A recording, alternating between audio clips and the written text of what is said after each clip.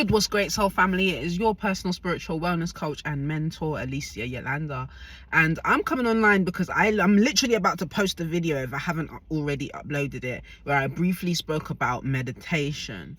Okay, and I promised you guys a follow-up to that conversation, and here it is. Okay, and I think it's important to talk about this, especially as it's Wednesday. So it's Wellness Wednesday. Okay, so ultimately, for Wellness Wednesday, the most important key point that I want to bring up today is meditation, because I encourage meditation on my channel. I've mentioned it in multiple videos. Okay, though the key point that came up, as I was saying in the previous video with a conversation that I was having with my best friend, is that meditation is different for different people. Okay, and that is the beauty of meditation. That is the great power of meditation. It doesn't just have to be you sitting on a yoga mat closing your eyes and silencing your mind. If anything, as a practitioner, I will say it's near enough impossible to silence the mind. The mind isn't designed to be silenced. Okay? If you want to argue that point, reach out to me. I need to have this conversation. But I don't feel as though the mind is designed to be silenced. The mind has so many systems. The mind is connected to so many systems within the body. And when it connects to those systems, it talks us through what needs healing or what's happening within the body. If you listen, if you truly attune yourself to that, then it works that way. Otherwise, so many thoughts will come to your mind, and it's like, okay, that thought is triggered by something. What thought is triggered by what element in the body? That's how I recognize when I need to heal something. Okay, so when I'm in my meditation and things come up, I don't ignore them, I don't suppress them, I allow that energy to pass. Thoughts are vibration, and vibration is energy. So if that comes up when you're in your meditation and you think, oh shoot, I need to quiet my mind, and you try and suppress that thought, you then block that flow. Okay, so you allow those energies to pass when you're in your meditation. Those are the key elements of meditation. It's not about silencing your thoughts.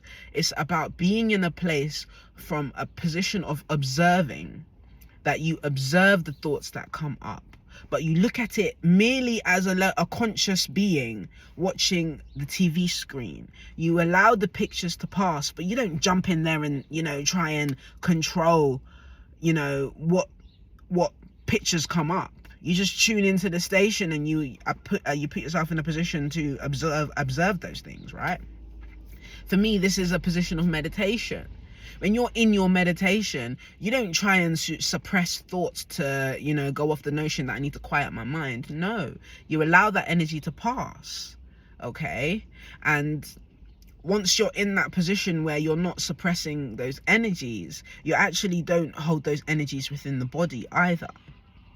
I was having actually a conversation with my sister-in-law just last weekend, actually, and we were talking about practices that I implement. And one of those key things that I implement is, whilst I'm, let's say, washing the dishes, because I actually used this example in my previous video that I just uploaded. Okay, let's say I'm washing the dishes, and whilst I'm washing the dishes, I'm allowing my thoughts to do as thoughts do, pass. Okay, and something comes up that triggers me in that moment. Before, I would just allow that thought to have that space, have that floor, do you know what I mean, have that stage, and not do anything about it. Just allow my body to react and respond to it. And what I recognize in my practice, soul family, is that over a long period of time of allowing thoughts to trigger you, you actually program the cells within your body to resonate with that frequency that is triggered. So next time I wash the dishes, I'm gonna like the likelihood of me, the probability of me experiencing that thought or feeling that emotion again is highly likely, because I've programmed my body whilst I'm in the process of a physical action, that muscle memory, that this is how I feel when I'm doing that. Okay, it's the same thing where you go to particular spaces and you meet particular people and they create a feeling within you, whether it be negative or positive. It doesn't matter if that same instance happens again. Okay, every time you go into that space, you will always be triggered that same way. Okay, because your inner world, the little tiny cells within your body that also has memory, remembers those things. And because you didn't address that energy beforehand, okay, you just allowed yourself to feel the emotion and you didn't like parent yourself through it. Okay, you just allowed it to be. Now, going back to the conversation that I was having with my sister-in-law, I was explaining to her what I've began doing within my practice, and it's been serving me well to help me work through triggers that come up. Remember, soul family, healing is a continual process. Dr. Sebi said something extremely powerful.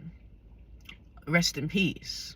Okay, he said, most people, now I'm paraphrasing here, okay, most people wait till they get sick to try and heal their body. Whereas if we live in that constant state of healing, then we don't get sick. Okay? And applying this to what I'm about to say, rather than me wait for the what's the word, the end result of the trigger, the emotional state that resides after the trigger, I deal with it there and then. I live in a constant state of applying these principles that I'm about to teach you. Okay, so it's not just you're triggered and then, you know, and what else. It's not about that. Okay, so going back to the conversation I was having with my sister-in-law, I was explaining her the processes that I do now. When I'm in the process of doing anything, there's a level of awareness that I have, that if I want to have a good relationship with that thing, that environment, that activity that I'm doing, if a negative thought comes up in that moment, I have to be in a position to address it there and then. So that means I need to stop whatever I'm doing in that moment that thought comes up. Okay, I need to pause. I need to give that thought the space that it deserves. Okay, and I know for some people to hear that negative thoughts also deserve their time, that in itself may be triggering, because excuse me, for most people we're used to just ignoring things that we don't like. Do you know what I mean? But we don't actually recognize the great deal of healing that not only we get when we give them space, because remember, every thought is merely or everything that we don't like, as a matter of fact, is actually showing us something about ourselves.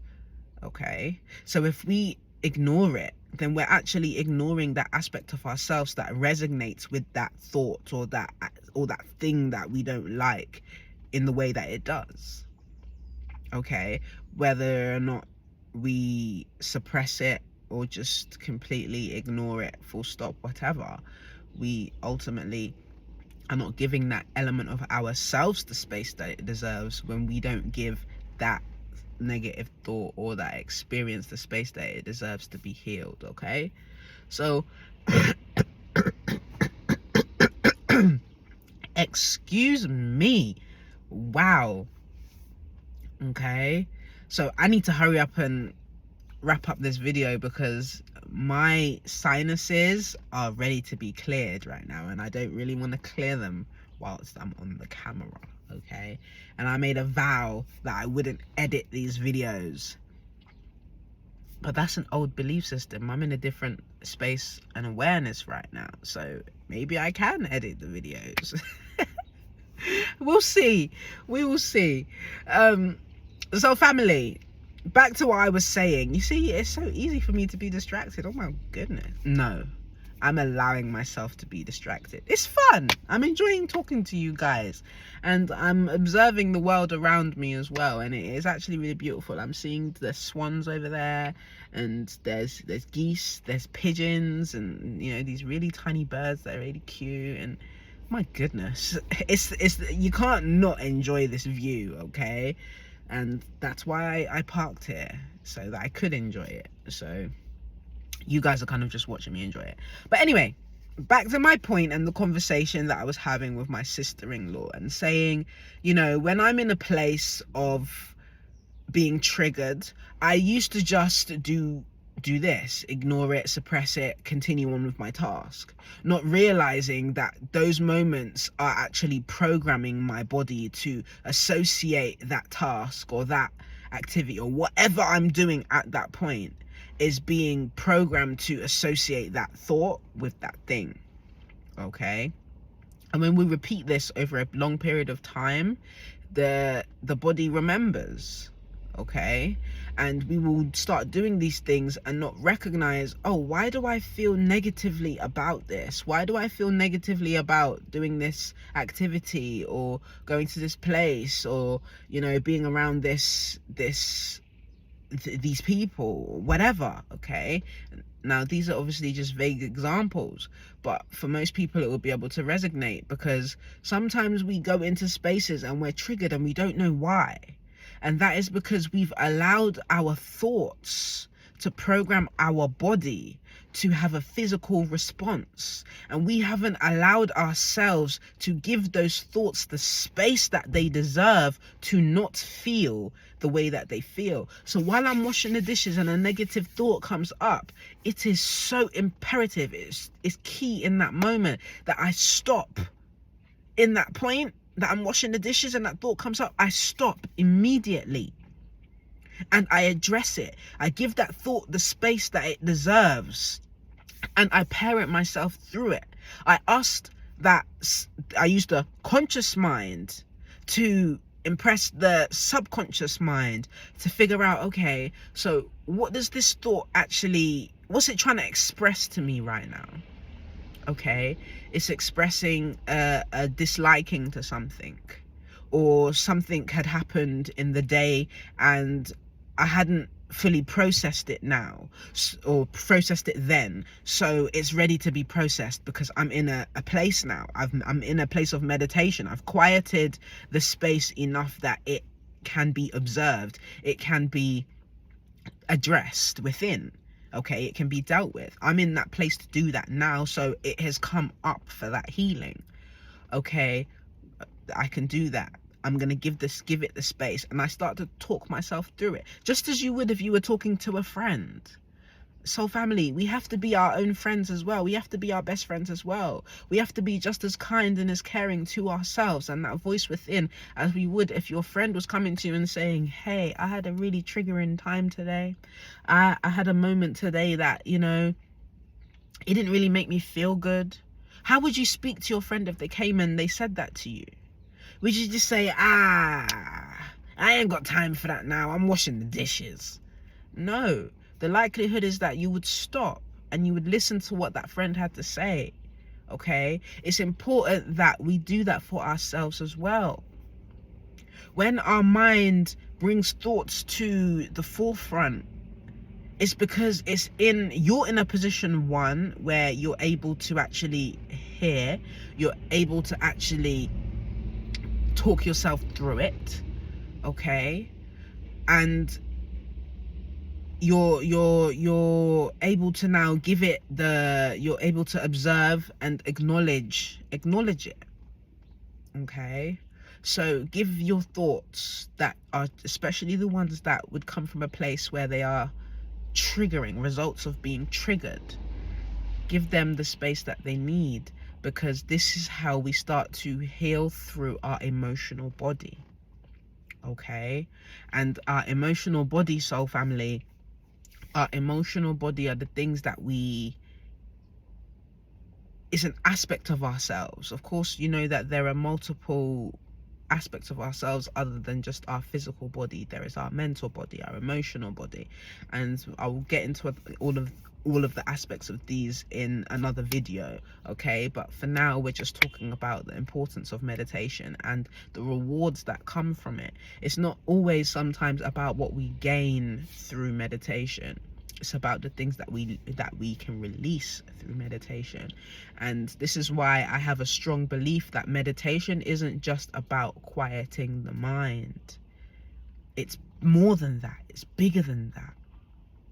Meditation is getting yourself into a frequency that you can heal the thoughts that need healing. The things that come up when you're in your meditation is because you have placed yourself in a vibration for those things to have their time, to have their center stage, to be healed through. And your thoughts don't come up because they're trying to punish you. They're either showing you belief systems that you had. They're either showing you things that you need to work through. They're either showing you things that have caused you trauma. They're either showing you things that create discord within you. Okay? Your thoughts can be your friends if you allow them to be. Because oftentimes we associate negative thoughts as something that we need to scold. But we don't recognize that we have negative thoughts because there are things that we've picked up along the way. We've picked those things up along the way. That doesn't necessarily mean they're true or that they are right. They're just something that we've picked up. And if we give them the room that they deserve, we can actually address them and either reprogram them or reparent them. I do like that association with that, because our thoughts are our children at the end of the day. And we have to be the parent to them to direct them along the right path. Oftentimes now, when we have a negative thought and we suppress those thoughts, we don't actually direct them anywhere. We don't give them a sense of direction. We don't point them along a more higher vibrational place. Instead, you keep them stagnant, you keep them stuck. And that is, in my personal opinion anyway, that's the worst thing that we can do for our child. Rather than say, okay, let me give her the space, let me hear you. Well, you know what, you could actually think about things like this instead. You know, in my experience, or what I know now, this could be a more beneficial way to look at something. Okay? Maybe if you looked at it from this point or perspective, you may be able to get better results that way. Okay? Now, so family, sometimes when we're even parenting our own thoughts, we've of course then still got to break down the programs that we've received from our parents and you know, people that are our guardians, how they've either scolded us or taught us in the past. We will inhibit those behaviors as well. Okay, so sometimes when we're reparenting our thoughts, we're also using those tools that have been given to us from our parents and guardians. Okay, and this is why our processes is a constant. They say it's hard to work on yourself alone, so focus on that rather than trying to work on other people. Okay, or you know, again, I paraphrase that, but you know what I mean. Okay, because the process of breaking down our own thoughts and belief systems and how we parent our own thoughts and belief systems is hard work enough to then also try and, you know, do that on the behalf of someone else, where you don't know the walk that they've had to walk or the things that they've picked up along the way. You're giving yourself double or sometimes triple the work. Do you know what I mean? Rather than just working on yourself. That is powerful. Okay, And when you're in that position to actually work on yourself, then you can share the things that you do with others without necessarily having to tell them what they need. Okay? So family, when you start to learn how to parent your thoughts with tools that are actually going to serve your highest good and your new place of awareness, it's powerful. Okay? So I think it's important, I feel it's important to go back to the point that I was making with my sister-in-law when we were talking about, you know, the tools that I use and how I reprogram or reparent my thoughts while I'm in that moment, while I'm washing the dishes, while I'm actually doing that there and then, why it's important for me to stop. Not only to give my thoughts the space that they need, but that my body doesn't associate that thought with that activity. So when I'm washing the dishes, I'm not going to be triggered and not understand the reason why I can't be bothered to wash the dishes that day, even though I know that they need to be washed. That's because my body is associating the dishes with a negative feeling, and that negative feeling is actually derived from the thoughts I have whilst I'm washing those dishes. Because when I'm having that negative thought in that moment, I'm not stopping myself, addressing those things, and then going back to that activity when I'm in a better frame of mind. Okay? So family, I suppose not only is that me telling you what I do, but it may be a tool for you. When you're in the midst of an activity, it is important, if you're triggered, it doesn't matter what you are doing, if you can, stop. Address that trigger there and then. Parent yourself through that. Okay? Give your negative thought, negative feeling, the space that it deserves. Our thoughts are our children. Our thoughts are our children. Okay? And we need to be the best models for them. Okay? So family, I suppose that's the message for today in terms of your meditation. Not only can your meditation be sitting on a yoga mat and getting into your zen and, you know, quieting down your mind enough that it feels as though it's clear, but it can also be in the process of doing any activity that you would usually enjoy that brings you to a place of peace. And it also helps you, if necessary, when things come up that are triggering to you, to stop and work through those things. That is extremely important. So family, that is our message for today. That is our conversation for today, Cosmic Conversations. And if you have any questions, you know what to do. Hit me up in my DM, drop me an email, or leave a question down below in the comments, because who knows, someone may be on the same vibrational level as you and have a similar question that I would love to answer in another video. So family, one love, be love. You know we see love. Irie blessings.